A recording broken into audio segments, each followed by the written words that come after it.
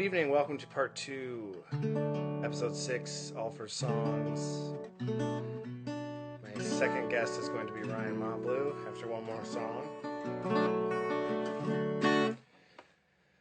It's birthday day, it's also Wendy's birthday. Wendy has made some requests that I have yet to get to, and I'm going to do handguns now for Wendy. Happy birthday, Wendy.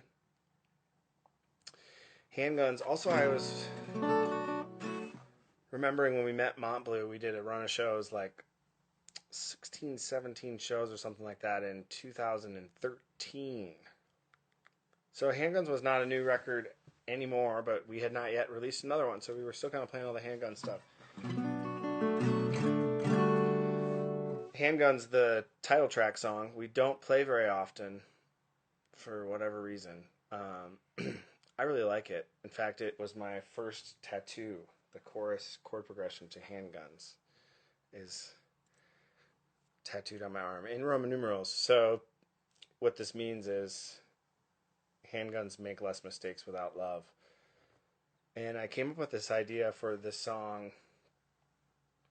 I was sort of fascinated with the image of a gun, handgun, a weapon, any weapon really. Political power, how with responsibility, or with that power comes this responsibility. And the joke I was making to myself was, I'm gonna buy a handgun and make less mistakes. Something there fascinated me.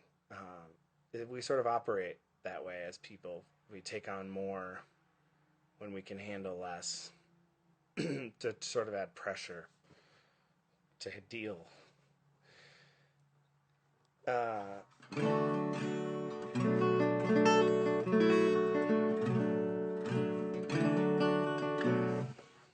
don't know what else to say about this song. When we made the record, we had a hard time advertising for the record because we had to call it Greensky Bluegrass's new record. If you read interviews, you've probably read this before because I'm still fascinated by it. But you can't advertise handguns to people on the internet, which is probably a good thing. You don't want people impulse buying weapons. So we couldn't say Greensky Bluegrass handguns, we had to say the new album.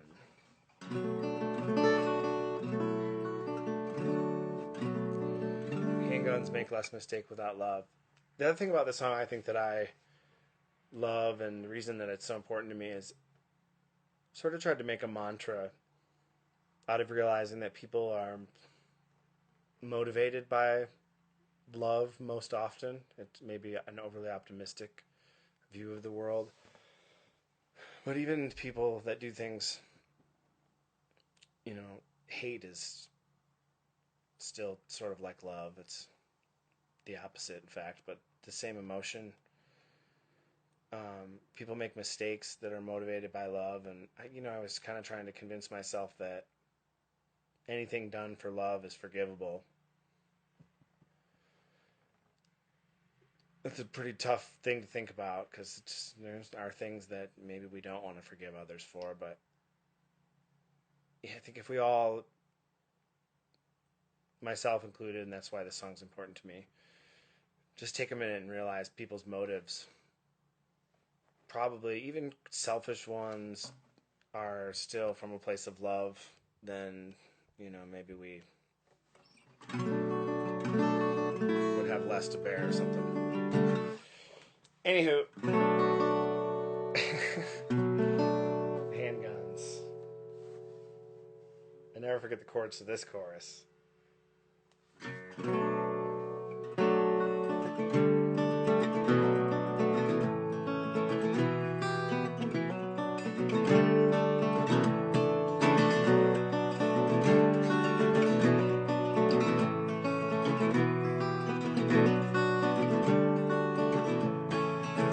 Should have been a farmer and blamed it on the weather, with a tied back and soiled hands to show for my effort, burned and dry from all of these questions. What's it worth? Does it last?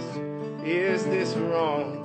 Handguns make less mistakes without love. To feel anything, handguns borrowed in case this works. We can't pay for it.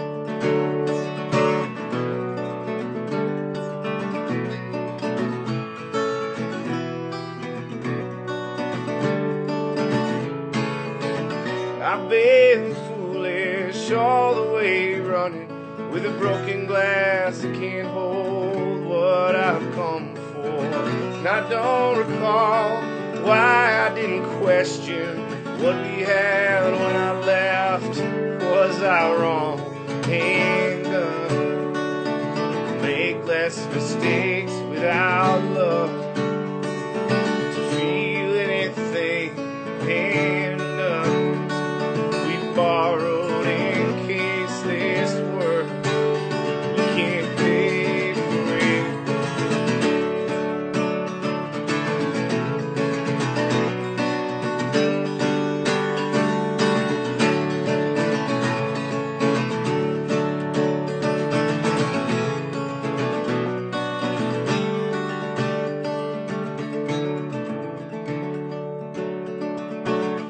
Could have been better without any reason, with less words to misuse and more time to finish.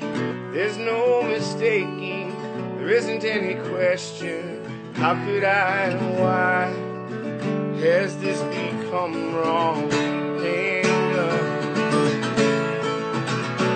without love,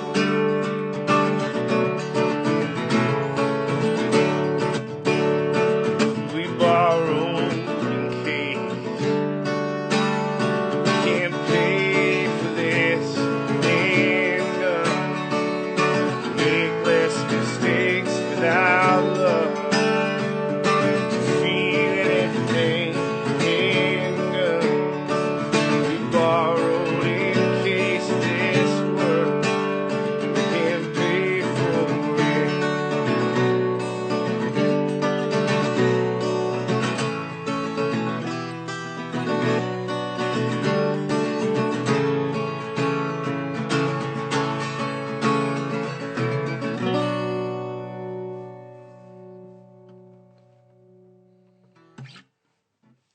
Yeah. Handguns. Bang, bang.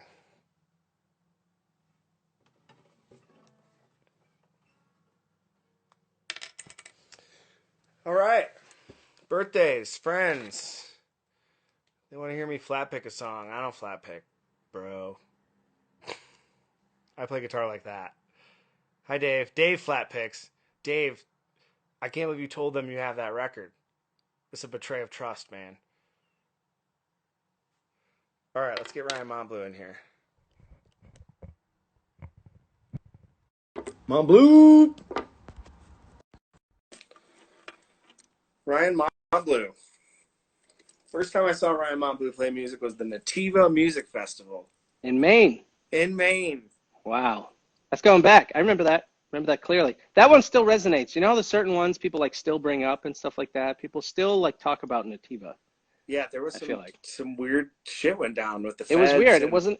Oh God, maybe that's why they remember it. Yeah, there was like a big undercover bust in progress at that thing. I remember we got there and we went to the artist camping and we pulled in. They wanted to search our van and they were going to take all our alcohol. And we were like, okay. we were like, that's how we get paid. All this trailer full of alcohol is our whole tour booty, you know? Maine's a weird place. We stayed across the street in someone's property instead. And then they ended up doing weird searches at the campsite and a lot of people got in trouble. So wow. And then they never had that one again. I remember it was cool because it had like, there were like jam bands and like Flaming Lips played, I think, and stuff like that. But then there was like Grizzly Bear and all these like indie bands, and it was just like different. Passion Pit. I saw Passion Pit there too. Passion Pit. I think She and Him was there, like M. Ward and Zoe Deschanel, I think. I don't know. Yeah. It all starts to meld together. How you doing, buddy? It sounded great. May Erlewine. Yeah. She is so great. You know, one of the last shows I saw happened to be May Erlewine. I saw her here in Vermont, like right before all this got shut down, pretty much. It was probably one of the last shows she did. Yeah. My friends, Sarah and Kyle, happened to go to this little music series in Richmond inside a church that they do every month, and May was playing. She was amazing. May in a church. That sounds really moving. Yeah, it was. It was. Yeah, and I'd Yeah. never seen her. So this is Ryan Montbleau, everyone. Great songwriter. Thanks, You brother. know, and then after that, I think was when I sat in with you on Jam Cruise. Yep. Yep. I didn't know you very well then, and you were And like, I didn't know "Come." you. We didn't really know each other, and you were like, "Come You were play." like, "Hey, I play mandolin. Let me play it." And I was like, "Okay." And I started doing all my songs in E flat and B flat Yeah, and all you were these. like, "You'll be fine. They're just one chord," and then you start doing this, doop, tick, doop, tick. Like I forget what you even play. 75 and Sunny. All those songs Yeah, have so much chord movement. yeah. There's a lot. Sorry about that, buddy. But you did great. Of course you did. I played this chord. Yeah, I can do It's that. the mandolin chord.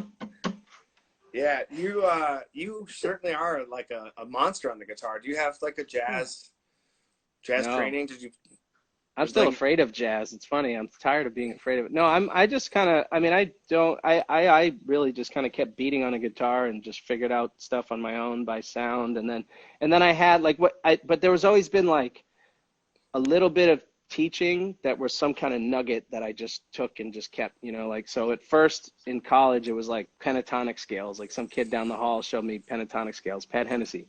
And I gave him $10 and he sat down with me for an hour. And then I just like kept doing them, and then it opened up all this other stuff. And when I came back the next year and we went to school again, he was like, "That ain't what I taught you, man." And I just started doing all this other stuff. And then since then, I've like over the years tried to, we meet a lot of amazing people in this business. So like Stefan Rombel, my buddy, who's a gypsy jazz player, a monster. He like I took a workshop with him when he was still in Boston years ago. That helped. And then later on, he showed me these Andre Segovia scales like a couple years ago that I started running every day that I was doing. So I've always like tried to keep up and just feed the knowledge back into the thing. Well, it shows, man. I just listening to a lot of your music today, I was reminded just how creative, and I should learn some of your songs. I could probably learn some new I'd be chord honored. movement and stuff. But they're kind of, they move in like this. It's like I don't even know how to explain it. How would you describe your music? Well, I think some of that chord movement stuff comes from not knowing about chord movement to begin with. You know what I mean? So you just go off sounds and you're like, that sounds pretty good. And you just like, you got the music coming through you. You're just trying to get it. And then, but like eventually, then like years into it, Zach Deputy showed me about diatonic chords. And I was like, oh, and then that has become like this other tree of knowledge that now it just blooms into all these other things. But I don't know how to describe them. I don't know, man. That's kind of why I think I found a home in the jam band world over the years, because the greatest parts of that scene are people open to all kinds of different music. And yeah, sort of undefinable. You can sing a reggae song and then yeah, sing a swing song, and yeah. people are stoked. Yeah, and as a songwriter, as a singer-songwriter, that's the best. I can do what, like Martin Sexton's one of my heroes. He's probably my biggest hero. And he's like, it's like, how do you describe his music? I don't know. It's like soulful music. It's soulful as all hell, but I wouldn't call it soul. He does everything he can do. And he said that to me once. He's like, people like you and me, which I love that he said people like you and me. Oh, dude. You and me, Martin. Yeah. He's like, we can do any kind of record we want. Like we can do he's like, I'll put out a soul record here, then I'll do a folk one or whatever. And I think there's a nice freedom in that, but it's hard still to like not be able to say, oh, I do this. You know what I mean?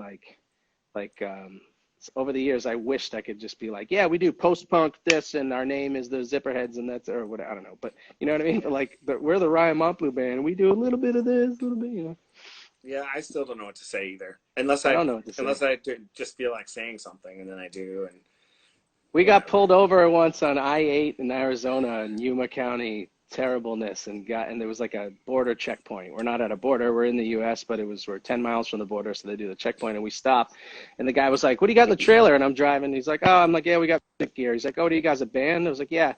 He's like, what are you, a rock band? I was like, no, well, we do a little bit of this, a little folk, whatever. And he goes, hey, rock band, pull him over. No. They pulled us over and busted like a couple of the guys. They went through everything with the dogs. That was a bad day. We had to pull over one time in Southern California on the way to a gig at Winston's or something. And OB. I jumped out, and I was happy to open the trailer because I want to get him away from the van.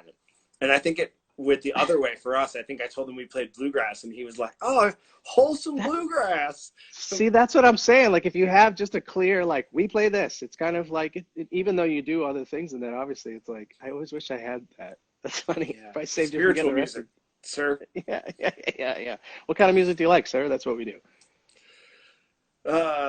Soulful. I like that you said that about yourself because I was thinking it to myself today when I was thinking about what we would discuss, and I love how you have this like command over the English language. You put so much, you put a lot of words and ideas into a lyric or a phrase or a verse. And I'm sometimes astounded by how much you're saying. But your voice is so like smooth and soulful that it doesn't sound busy. And I was trying to like understand that duality while listening to your music, and it's cool. Thanks, man. That's not a question, I guess, but well, one of the things I teach when I teach songwriting, and we do these workshops and we do these retreats, and I love teaching it. And one of the things I talk about is like how language itself and words have such rhythm on their own. And you really have to pay attention to that. And we'll even do the thing like, remember like in middle school, we would do like grammar in English class. And it was like, and you learn about iambic pentameter and different meters and that kind of stuff. And you do the, even just with sentences, you can just do like, you do a curly Q over the syllables that aren't stressed and a dash over the ones that are stressed. So it'll be like, and like, and when you tune yourself into how language has that rhythm, when you tune yourself into how language has a rhythm, there's like certain syllables that are stressed in anything that we say. And if you said it a different way, it would sound totally messed up. You know, it'd be like, you tune into how songs have rhythm. Like that would just sound weird. And rhythm can, where the stresses are, can change the meaning of a sentence and all kinds of things. So I think like when writing, you really I try to like zone in on that. I saw Paul Simon speak once at Berkeley, and he was doing like a Q&A, and he talked about how when he was stuck on a lyric, if the idea fit or whatever, but he didn't like it for some reason, he's like almost like 10 times out of 10, he's like almost all the time the problem is rhythmic, because it just has to, and if you listen to Paul Simon, it's like all these intricate, weird ideas, and that guy would like wrestle with a song for years, and sometimes he would get it, sometimes he wouldn't. But when you hear it, it just sounds like he's shooting the breeze. He's just like, yeah, man walks down the street, says, why am I short of attention? I mean, it just sounds like a dude talking. And if you do it right, if you use the rhythm of the natural language right, and they can even bring out melodies on their own, you know what I mean? I think that's what I try to do. Like I have a lot of stuff I want to say, but it's more about what comes out and what fits rhythmically. I think you do it quite well. I'm glad you brought up Paul Simon too, because I use him as an example in this show. I've said it at least 3 times over the weeks. And I do it in interviews all the time too. I read something similar from him talking about the way words sound and the way that the meter of them. I bring him up all the time. When I'm teaching and stuff, conversation. Probably. His whole thing too of like discovering what a song is more than. There's that book, Songwriters on Songwriting, which is just all interviews with songwriters. It's like this thick. It's got everybody. It's got Dylan. Wow. It's got everybody. It's all just interviews by the same guy, and it's amazing. And the Paul Simon one, he talks about how like, you know, my job is not to tell the truth of my life. If something works from my life, then I use it for sure. But my job is to find the truth in the song, and I'm not there. He's like, if I just set out to like tell you about what I want to tell you about, I'd start talking about things I see on the news or things from my life. He's like, he sees it as like discovering. It's like the song's underneath the surface and you just got to discover what's under there. And it's like just, you know, uncovering kind of the song that's already there that wants to come out. I like that. Yeah, and it's cool. And that's how you get, you know, the best stuff. It's like you get surprised by some kernel of an idea that comes out and you're like, you know, like when he wrote Graceland, there's that thing of like, Graceland was just a placeholder. The word Graceland, he's like, that doesn't mean anything, but I'll just keep it for now. He's like, Graceland, all right, I'll replace that later. I'll come back. But then he kept singing it. And then he was like, why do I keep saying Graceland? Why do I keep wanting to do that? I should probably go to Graceland. So he took his son and went on a trip to Graceland. And that's what the first verse is about. And then it just became Graceland. And it's like you still don't know exactly. I mean, you know exactly what it means, but you don't. You know, or like you can call me Al, like I still don't know exactly what it's about, but you do. It's like that's the beauty of like, like this beautiful ambiguity. I write that way a little bit. Sometimes I just spit stuff out and then I don't even know. And then later when I'm finishing, I'm like, what am I talking about? Yeah. But Then comes the work. It's easy to start stuff and then yeah. and then you got to get in there and be like, well, what is this? And then it's like that's when the work comes. I feel like it's always easy to start stuff. It's hard to finish stuff. Is that kind of how you get started a lot? You're just playing a groove on the guitar and then you kind of start scatting a melody with some words and then find Yeah. words that sound good and then put other words that have similar meanings next to it, and then next thing you know, you're writing a sentence. And Yeah, that's 100. That's it. What you just said is exactly it, you know. And so I tell people like when they're learning songwriting and stuff like that, it's like because in that book that May referenced, The War of Art, is a great one for like, and there's a couple other ones. There's one called The Inner Game of Music. That's a great one. There's different ones that like because you have these like two brains, you have a really it's like you could even say right brain and left brain. You have this really creative, open, completely free side of your brain that kids often have like no filter for. Kids will just make up songs all day long and the stem like they'll just like they don't. It's like blah. And we have this other one, this other critical brain that kind of blocks that, and that critical brain plays a good role, and it's what allows us to get analytical and things like that. But there's a whole way of like. I forget what the question was. What was I going to say? Well, yeah. Oh, yeah. Like just the process. Wait, man, I just blanked out. You started. No. You're a good starter. There, you did it. You started. Yeah, I started and couldn't finish. You didn't finish Perfect. it. I think you were talking. Oh, but about... the thing here's what we were talking about was like I tell people because people are almost like and I am too. Like you're afraid to like almost get started because your critical brain is like, nah, that sucks, don't do that, that sucks, and whatever, and you have to have this opening up. So when you first start, like you're saying, like I really highly encourage people to like mumble, just make a joyful noise, just you know, like whatever you want to sing, make those sounds and record yourself doing it, and then you can hear words that want to come out, and you're like, all right, here's a word there, and then you start sketching it out.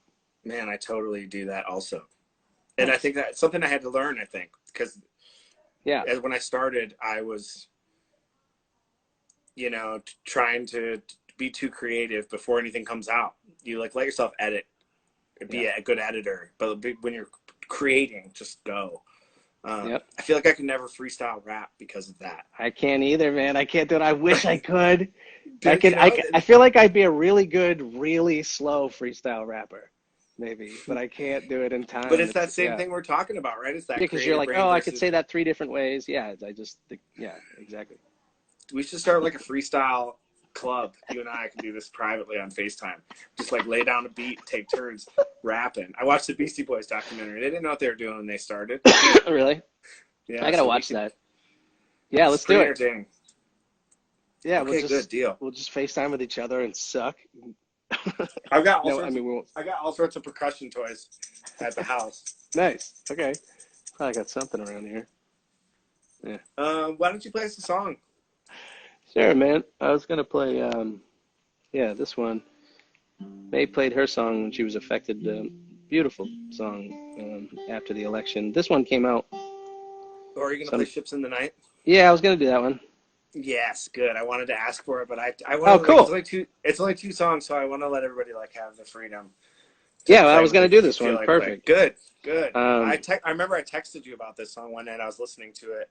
Yeah. On tour or something, like alone in my bunk, and I was like real moved by the lyrics. Right on. It's not just what you say to it, the way you present it. You present it in a way that's really moving, just like she does. Thanks, man. Go ahead. Yeah, this one just kind of burned out. No, this one just really kind of like, it's one of those ones that it was burning out of me, and it was like I had to get it out, and I had to work on it. But I was in Martha's Vineyard, of all places, just in a beautiful place. And I had taken this gig, and as part of the gig, they gave me this like apartment that I could stay in. One of the owners had this one with an extra room, and I could stay right in Edgartown in the height of summer in Martha's Vineyard. And it was so nice. I would just walk down to this own little section of the beach that I could go to, and but I had the song buzzing out of me, and I was just walking by people in the sidewalk and on the sidewalk, and just it struck me. I mean, ships in the night is like a common term and one that I always use, like we're missing each other like ships in the night, and it just struck me how much we were all missing each other. And it was like the political climate that is still going on where we're all just missing each other. Everyone's shouting in a different direction and just kind of missing where we're coming from. And I had also been through a breakup at that time recently, and so there was some heartache. So it kind of starts with that, and then the scope of it kind of gets bigger. And I looked like a crazy man. I was in Martha's Vineyard at this like stretch of beach, like wading up to my waist in water and just walking back and forth and being like working out lyrics and just and like I just looked like I was talking to myself. And then to not go crazy, it was weird the way it worked out. I had another song at the same time that came out that was a really goofy song called I Got Stoned in Edgartown. Which was a true story at the time. And that kind of the balance of it, like I would just flip over to the silly one and start working on that, and that felt good. And that would go back to the serious one. And, I don't know. But yeah, this is Ships in the Night. I'm going to, I got my whole setup here. Yeah, go, man. Cool. So I'm going to shut off my headphones just so I can come out of the, okay, I can still hear you.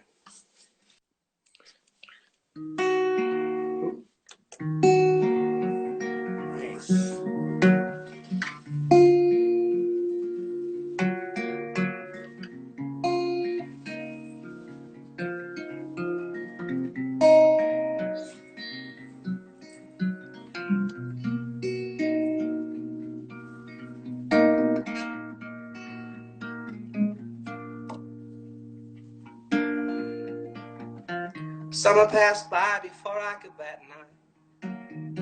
Tequila sunsets and bleak sunrises. There's no more long days now, no more prize fighting. I'll even cut down on the drink and just please no more surprises. I see her wave to me, covered it from A to Z, with a look so heavenly that she's no longer giving me.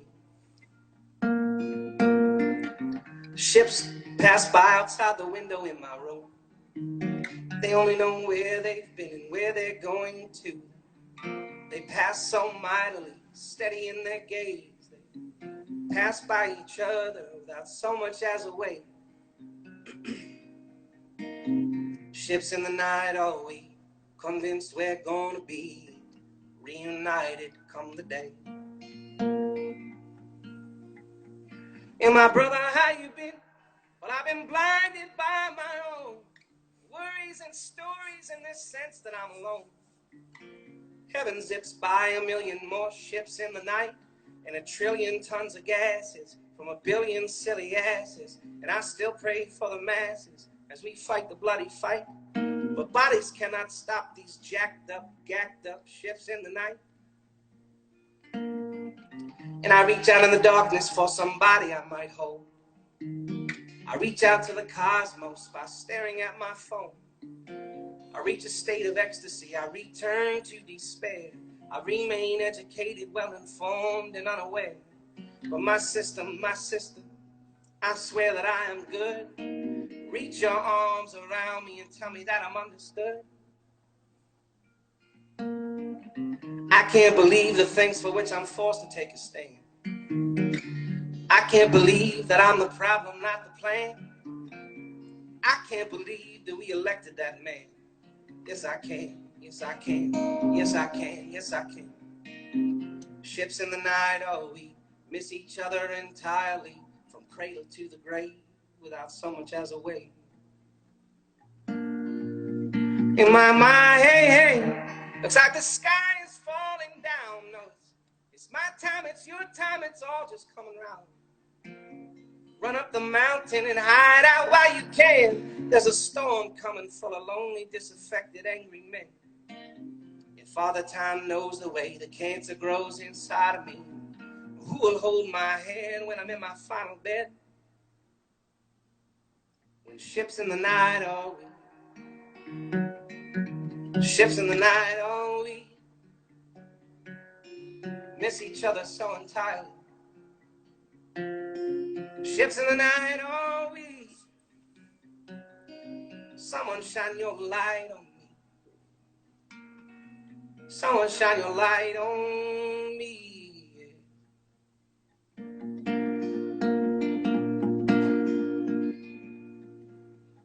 Ships in the night, are we?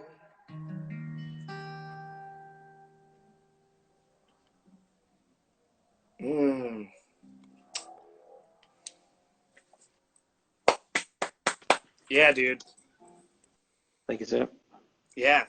You back? I'm back. That's a great song, man. Thank you. Thanks, man. Feel good about that one. And yeah, pretty raw when it came out, you know, and it still feels good to play. And yeah, I don't know. It's speaks for itself, I guess. It's funny, you know, like I rarely get, and I still don't get like overtly political, like in a lot of my posting or in my songs, but I'm trying to reflect truth. And I think in that one, the part that gets political is like, I don't see how any person could argue with what I'm saying. Anybody, even if you're, I you think know? yeah, there's something kind of universal about that song that even though it is very specific, it applies to a greater thing. Yeah, And just I think that song will find itself to be timeless I after hope we so. are through Yeah. this. Yeah. It'll transcend to new meaning. And Yeah, because all I'm saying at the president part, it's like that part gets a little. I've had a couple yahoos like yell out during shows and stuff and start yelling about Trump or something, and it's like, all I'm saying in that is like, I can't believe we elected that man. Yes, I can. Yes, I can. Yes, I can. It's like when you start to think about it, you're like, okay, yeah, I can understand how he got elected, but I can't believe he got elected. It's like, who can argue with that? How can you not understand how I can't even? It's like amazing to me that man got elected, but then I don't know. It's a whole thing, and it's still going.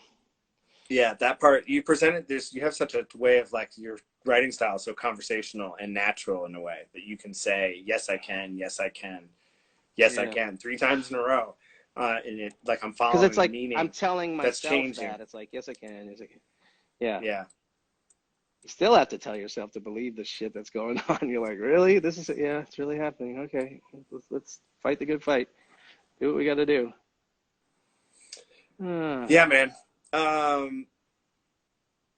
You have I was listening to some Yes Darling Ha! today too. So you have Look this at other that comment. project. I Okay, you saw. hate Trump, but that really isn't your spot. So just sing. It's like, yeah, okay, shut up and sing. The old shut up and sing. No thanks. The old I'll shut up and talk too. sing. You don't have to listen. People want to hear about our heartache, but not our opinions. Yeah. Um, And I didn't say I hated Trump. You did, but I do. Okay, sorry. Next question. Sorry. Done. And scene. yeah. I listened to some Yes Darling today. If people aren't aware of this, Ryan is another project with a friend of mine named Haley. You know, that's the marketing that you guys do for that is also funny and it's like tongue in cheek, like coupled. But then I listened to it and there's some heartfelt moments on that record that are like pretty like the opening song. There's nothing not serious about that at all. Yeah, so wrong. Not that I'm Yeah. suggesting the project is a joke or something, but No, but it's funny and it's silly and it's theatrical and we're joking and it's really like we kind of, you know, playing this like man and a woman sort of 50s throwback kind of thing, but then we're dropping F-bombs. It's funny. It's made to make you laugh and stuff like that, but there's depth and that's what, you know, I think that's important, you know. Like there's some songs on there that go as deep as anything I've been a part of writing and I think at its best where we end up playing these kind of archetypes of male and female and sort of the struggle kind of continues, you know. There's a song called I'm Every Better Man, and I think by the end of that, I think it's the last one on the record. It's usually the last one on our shows because it's kind of the big crescendo. And it starts with little things we're bickering about, but then it gets at the biggest thing of like, you know, she's like, and we're just fighting a man against woman. It's like, she's like, well, what about the time you dropped the atom bomb? And I'm like, yeah, well, what about the time when you broke up the Beatles? And like, it's like, because that's the worst thing I could think of for a woman, unfortunately, is, you know, fortunately, is the Beatles thing, which is just funny. But it's like, you know, we're just, I don't know. We go there. is that stuff co-write? Did the two of you write that together? Yeah, fully. Yeah, totally 50-50. We like, yeah, we write really well together and sing really well together. It's just like this thing that clicked, and it's like, oh, we can do this. It comes off and sounds like it was really fun to write, like, and it almost, you know, sounds like it was. It's all really like creative and cool, but it seems like it was kind of easy because you're like, let's write something that's like got this angle, and then the two of you, what it feels like to me knowing you both is just like you're just one-upping each other with jokes and ideas and like, what about this one and this one, and it's so cool. Yeah, there's a lot. Our rehearsals are like, you know, our album is R-rated. Our rehearsals are X-rated. Like we just really just go no holds barred and say awful things to each other that make each other laugh and stuff. And it's like, yeah, that's part of how you naturally are together. It's just, you know, so it makes its way into the music. But we just started writing. Like we got together to do a co-writing session and we came up with that first song on the record, So Wrong. And and there was something there, you know, and I think right off the bat we had this ability to like blur, like there's some real things from our own lives, there's some real things from the two of us in regards to each other, and there's a lot of made up stuff, and it kind of weaves itself into this like truth in the song, and the whole Yeah. act is kind of like that. We're trying to play with like what's real and what isn't. Yeah, like exploiting stereotypes with real emotions. Yeah, because I mean, what else can you do? I mean, the real emotions are there, you know what I mean? And yeah, but with the writing is like, you know, we're good at co-writing with each other because it's when one of us gets stuck, the other one keeps pushing. Usually it's her to like keep pushing and just like, no, we got this idea, and we just kind of egg each other on, and we egg each other on with the jokes. It's like, all right, I'm gonna write my little part right now. You write your little part, and then we come out with these like little vicious things at each other, and yeah, it just Yeah. works. Yeah, congratulations on using the word Swayze in a song. Did we? What word? Patrick Swayze. There's like Oh. the $8. Is it that one? Yeah. And it's got the Yeah. Dirty Dancing Moves like quote. Swayze. Yeah.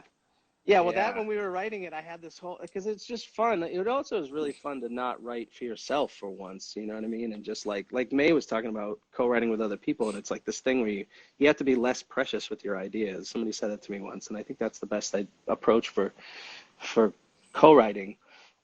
Just being less precious and opening up and being open to ideas, and then defending the ones you want. But yeah, we were writing that song, and my mind just went off on a tangent. I was like, we could do this whole thing about Dirty Dancing. And she was like, what? Like, what are you talking about? No, she was like trying to do this thing. And I'm like, no, we could do. And then once she got it, she was like, oh, okay. And then so she starts feeding into it, and then we get it. And it's like, you know, the lesson is always like, allow yourself to kind of go there at least first and explore that stuff. And then, you know, you can always reel it in if it's not working. We've gone down some dead ends, you know.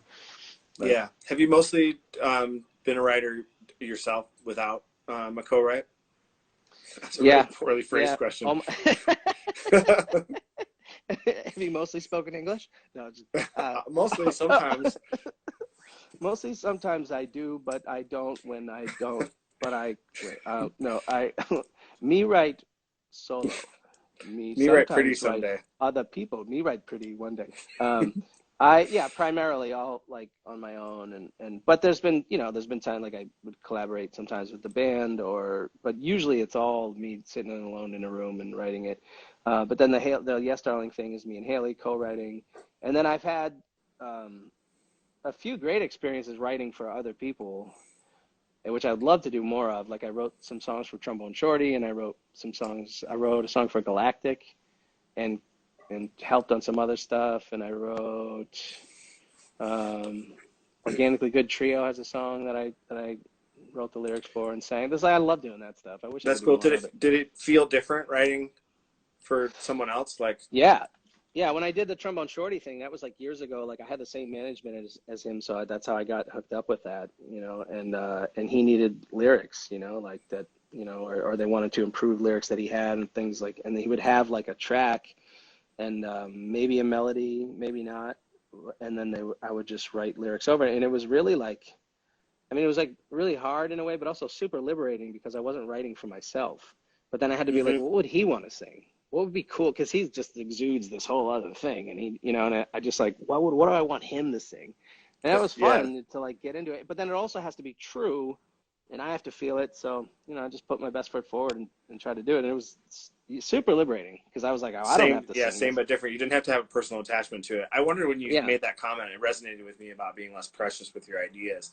If you find that even when you're writing by yourself, that over years of writing, you've become that way. Like, even though you're only your own critic and you're your own editor, when you edit now, if you're like, that idea is dumb, and you're like, let's go with it.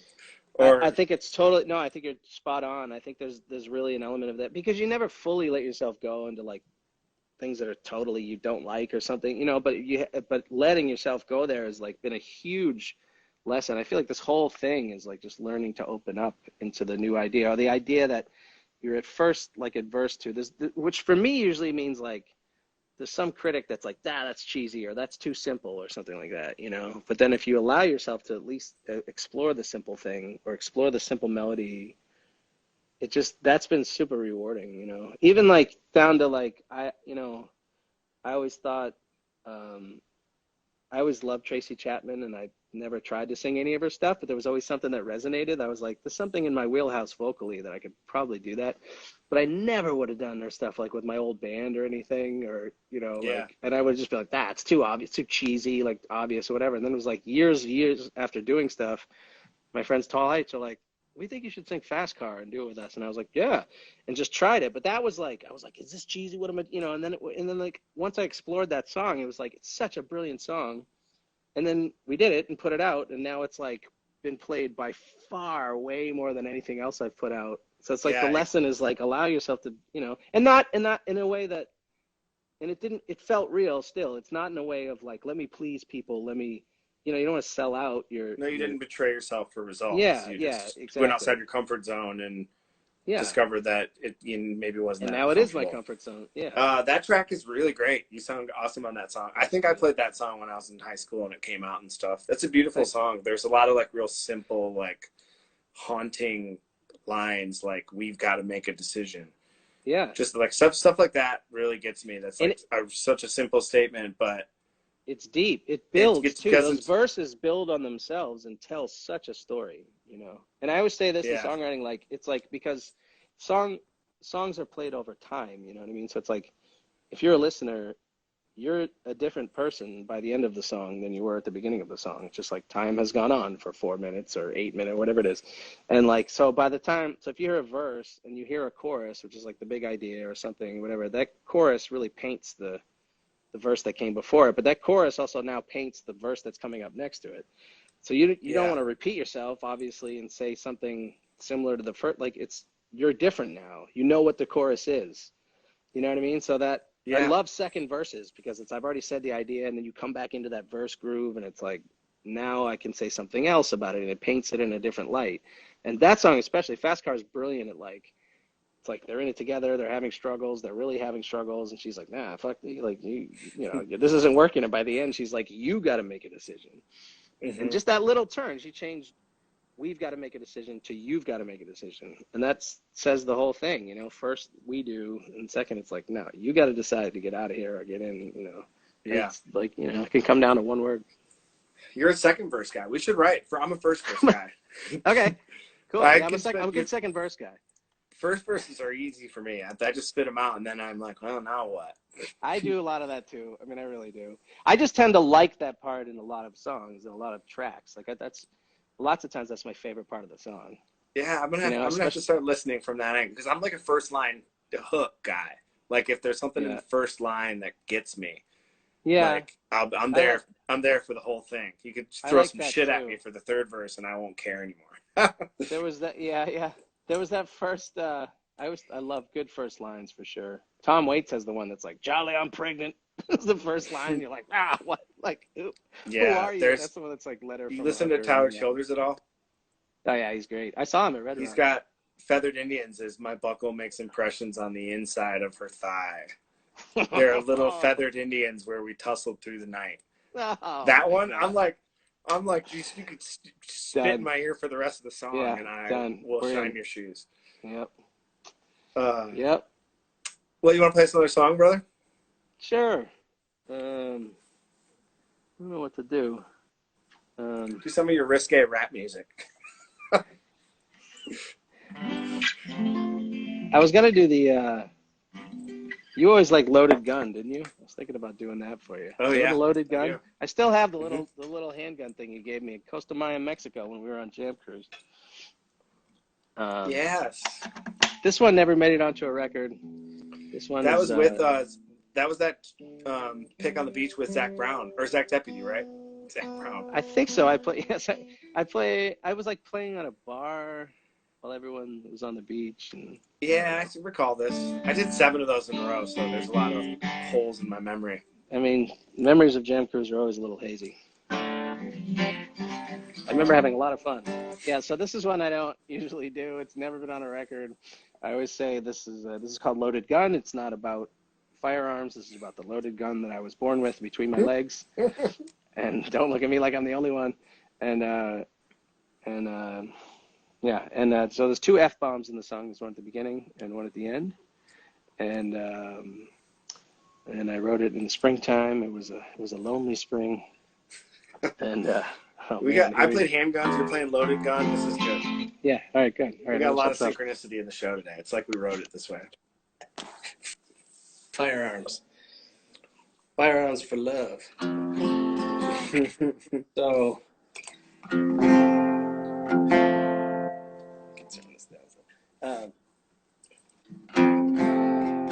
I don't need this actually. I'm just gonna... I always tell the people the chorus too. I'm gonna go and I want to have them shout "loaded gun." So I go "loaded gun." They go "loaded gun, loaded gun, loaded gun, loaded gun, loaded gun." That's all I need, but I'll just do the best I can. Loaded gun. Sorry for swearing.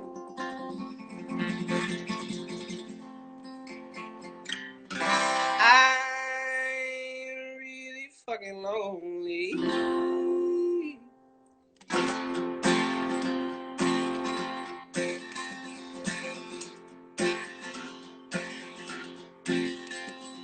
Spring has sprung and I am sprung. I've gone the way the river runs. Down, down, drown until I reach that wretched sea. Gonna find the little salmon in me and swim upstream till I reach where I feel at home. Spring has sprung and I am sprung. I'm young and dumb and I'm full of something that I want to give to someone else. And if you think you can take it, well, I think we just might make it. Life, life, be my wife and we'll sing ourselves a song. And this is how the song goes. It goes, loaded gun, loaded gun. I was born to love. Sometimes I jump the gate. I'm unable to think straight with this loaded gun. Got what key I was in there. I was living every minute for the glory of God until I met that girl. She was Argentinian, studying poetry abroad with broad hips and curls. We used to slow dance in the morning. She locked my gun up without warning. Now I'm waiting for her to return. Oh, loaded gun, loaded gun. I was born to love. Sometimes I jump the gate. I'm unable to think straight with this loaded gun. Guess what? It's my birthday and you forgot. I'm just kidding. No, I'm not. I say what I mean. I sort of say what I mean. I mess around a lot. Oh, and I'm ethical to the fullest, but I'm not trying to save these bullets. I was born with an urge to overcome. Loaded gun, loaded gun. I was born to love. Sometimes I jump the gate. I'm unable to think straight with this loaded gun. Oh, loaded gun, loaded gun. I was born to love. And sometimes I feel like I'm the only one who was born with this here loaded gun. And I'm really fucking lonely.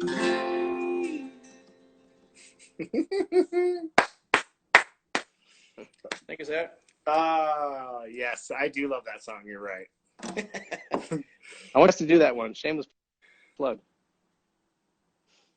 I'm glad you remembered. Oh man, yeah. Thanks for doing this, man. I'm always amazed at the energy you have and the energy all you guys have, man. It's like people who like relentlessly tour and then I know we're not touring right now, but even just like, I don't know, just doing we just like have to do other stuff. You got to like just put stuff out there and make things happen all the time. Yeah, I feel pretty busy sometimes doing these things from home. But when I came up with the idea for the show, I kind of just didn't want to like sit here and play music by myself. It felt like it'd be really lonely. Yeah. Even though there are people listening. No, so I do. It is lonely. It's not now because I got my girlfriend and her daughter living here, and it's so much less lonely. It's so nice. But at first, I was like, it's all these people online interacting, and I'm like, well, I'm still alone in a room. Yeah, and then between songs, you talk but no one's listening. Just your neighbors. It's like, it's weird. It's Weird. weird. I really enjoyed chatting with you today, man. It's Likewise, great to see you. Paul. Thanks for doing this, man. Thanks for having me. You're great. I'll send you a first verse soon. Yeah, let's do it. Okay, cool. And a beat. I'll do the second verse. I know a second verse, guys. Yeah, let's freestyle. We just don't do it. We just like, don't. Yeah. That happened with the other side of my brain. I could say anything. They call me the hip hop-opotamus. My lyrics are bottomless. That was that was Flight of the Conchords right there. So that was not freestyle. That's not free. All right, Ryan, take care of yourself, man. You too, Paul. Much love, man. Take care Much out love. there. I hope to see you soon, my brother. Thanks for having me. Yep. Thanks for tuning in today, everybody. That was Ryan Montbleau. We had Erlewine in the first half. We'll see you next week for another show.